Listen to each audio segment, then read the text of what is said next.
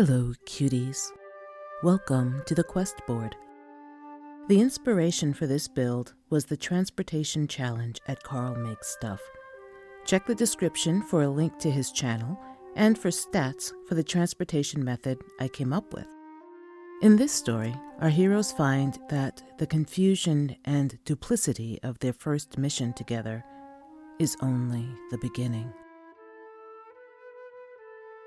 Remembering the night before, Judder sat up abruptly in the regal bed, not realizing the movement propelled his companion, who had found a comfortable sleeping spot on his chest, into the air in a trajectory to land on the hard wood floor. Puffy had been cozy, as if cocooned in a dark burrow of silk and wool, and now was a wingless butterfly launched into the bright, chilly world, and falling. She squealed. Instinctively, her widening eyes darted around her, then focused on a pillow that was almost as large as her entire body. It flew from the bed to the floor, and she landed upon it with a groan as she and it slid across the floor and into the opposite wall. She leapt to her feet, her hands up to fend off an attack, her eyes flashing silver. "What's happening?" she exclaimed. She squinted as her eyes adjusted to the brightness of the room. Finally, she focused on Judder and his sheepish expression. "Are you all right?" he asked, concerned. "I'm fine," she said, relaxing and stepping off her landing pad. "Are you okay?" Judder nodded. "So where are we, Judd?" she asked, taking in the bedroom. There were no personal touches, but the furniture was well made and tasteful.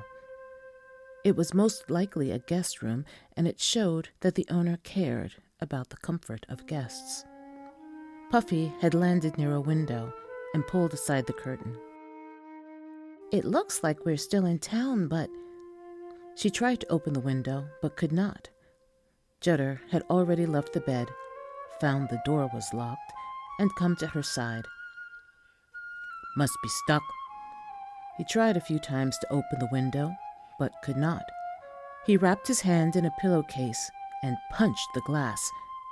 He winced as his hand gave slightly, but the glass did not give at all. They looked at each other anxiously as they realized they were prisoners. "Good morning!"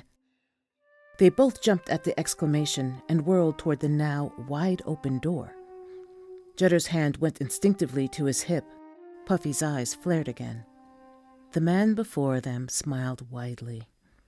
He was dressed in a simple loose shirt, trousers, a cotton apron, and leather slippers. His thick, woolly, dark hair exposed some age, as a bit of white crept in at his temples. Although he stood still, he seemed to vibrate with excitement. "I hoped you slept well," he said. "I was not sure if both of you would be comfortable in the same bed, but I hope you would be forgiving under the circumstances." He looked back and forth between the two of them, his smile never waning. "We can have a full conversation over breakfast." He gave each of them a quick nod, then turned his back to them and walked away and out of sight. The sounds of light-hearted humming and clacking and clinking of dishes and utensils led them to sweet and salty scents of warm butter, soaked grains, fried eggs, fruits, and, most strikingly, the bold and rousing aroma of rich, strong seed tea. Judder clasped the weighty mug with both hands, but paused before drinking. "If I intended to kill you," said their host, "I would not have tucked you in and served you breakfast. Eat," he said, motioning to the spread of food before them. Judder and Puffy each opened their mouths to ask any of 100 questions that buzzed in their minds like agitated bees. Instead, they both reached for the fare before them and began to eat their fill in silence and unease. As she finished her meal, Puffy spoke up. "If you mean us no harm, why did you compel us to eat?" Judder's face froze, his lips pursed and just about to touch the rim of his waning mug of tea. "What?" he said, as he realized that he had not thought of anything but filling his belly until just now, when he had felt satisfied. Their host dabbed his mouth, sat back, and smiled again. "The enchantment is much deeper than that, but not harmful. Basically, you cannot harm me or anyone I do not want you to harm. Also, you must find out who wanted to destroy my library. And why." "We have no names to give you," Puffy said, "but you should check out the town bookstore again." "What bookstore?" their host responded as he leaned forward. "This town has no bookstore." The plan was for Puffy and Judder to return to the bookshop and deliver a decoy volume. Once the book was accepted, their host would take over and they would be released from his service. But as they approached their destination, a sharp, slightly acidic scent of smoke stung their nostrils. From a distance, they watched townsfolk extinguishing hot spots that still flared in the footprint of a small establishment situated in the place where they had been hired the previous afternoon. Cautiously, they moved closer and began to hear fragments of conversation. "Suddenly this morning. Didn't see nothing. Shame. Good tailor shop. Fair prices. All ashes now. Owner is away. Sick relative. Will be devastated when he gets back." They passed by very close to the commotion, and Judder managed to snatch up a shred of familiar gold brocade that had blown away from the still crackling wreckage. They soon found themselves again in their host's home, this time sitting in a sumptuous parlor on cozy, cushioned chairs and sipping fresh juice with a bit of liquor in it. Their host examined the brocade for a few moments, then disappeared to another section of the house. A few moments later, he returned, wearing a vest with a silver embroidered brocade in the same pattern that the thin, pale man had worn. Their host's face was resolute and grave. "I did not push you before because I wanted you to understand that I truly mean you no harm, despite your transgressions against me. But now, you will tell me everything you remember about who hired you." They told and retold their host about the bookshop, the pale, thin, malevolent man in the brocaded vest, and the windowless back room. His mood grew more and more sour each time they finished. Finally, he stood up from his chair, his eyes wide, and the white in his hair shifting and crackling like bolts of sparking energy at his temples. The brocade on his vest seemed to shimmer as if lightning were caged within it and yearned to be loosed to strike and scar them. "How are you lying to me?" he growled. "If her vest was there, she would be there." "She?" asked Judder. "The mousy old woman?" Immediately, their host's ire dampened and hope glinted in his eyes. "Mousy?" He chuckled. The tension drained from his face, and a sliver of his ubiquitous smile returned. "Tell me about the mousy old woman." There was even less to tell about her. They both said she had gray hair, did not speak, and had kept her eyes downward as she ushered each of them to the back room of the bookshop for their meeting. Their host began to pace and mutter to himself.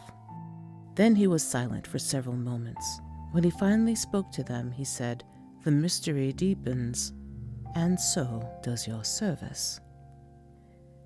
They felt like idiots tramping through the forest for the entire afternoon. "Finally!" Puffy exclaimed from her perch on Judder's shoulder. They had reached the clearing and the rock formation they had been instructed to find. "What do you mean, finally?" Judder retorted. "I've been doing all the walking. We would never have gotten here if we had to move at the mercy of those mouse-sized feet of yours." They both chuckled. The stony structure stood just inside the shady tree line at the opposite end of the clearing and was mostly covered in leafy vines and assorted vegetation. A couple of whitewood saplings seemed to have taken root on top of it, but had grown downward, their branches now grazing the ground. They could not see the very top, but they noticed that the structure culminated in one huge boulder that had also accumulated various flora. "Now we wait," Puffy said. They were not to enter the glade until they received a signal, so they sat at the furthest edge of the forest and enjoyed the picnic their host had prepared. He had provided rations and money for a trip, but they did not know where they would be going, or for how long. Puffy kept watch as Judder took a nap to compensate for acting as her beast of burden for the afternoon. As the sun set, she began to worry. Should she start a fire? Just as she nudged Judder to work out a plan for the evening, they saw a change in the structure. The rock formation shuddered, but there was no tremor in the ground. The leaves trembled and rustled, but there was no wind. The saplings extended, stood upright, and flexed their branches like elastic limbs.